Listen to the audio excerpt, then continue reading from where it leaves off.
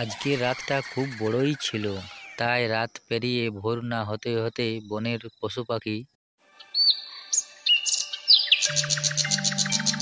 কাকও থাকতো ওই জঙ্গলে। খাবারের খোঁজে কাকও উড়াল দিল। কাকটি খাবার খুঁজতেই থাকলো, কিন্তু সে কোথাও আর খাবার খুঁজে পেল না। কাকটি একটি বাড়ির সামনে গিয়ে গাছের ডালে বসলো। আজ আর মনে হয় কোনো খাবার জুটবে না, খিদেই থাকতে হবে।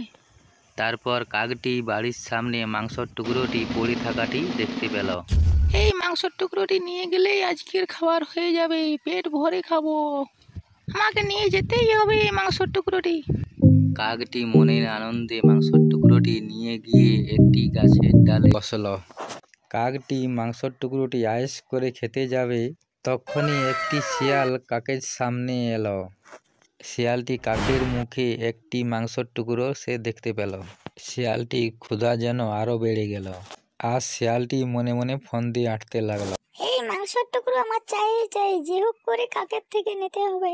এই ভেবে শিয়াল কাকটিকে বলল, ও কাক ভাই, তোমার কি সুন্দর চোখ, কি সুন্দর ঠোঁট, কি সুন্দর পালক।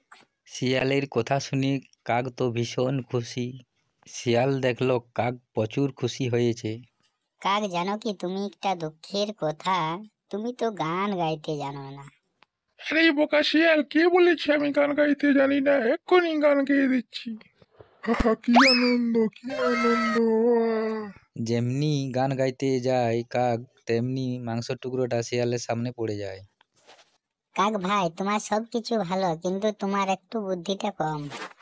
শিয়াল মাংসের টুকরোটা নিয়ে সেখান থেকে পালিয়ে গেল।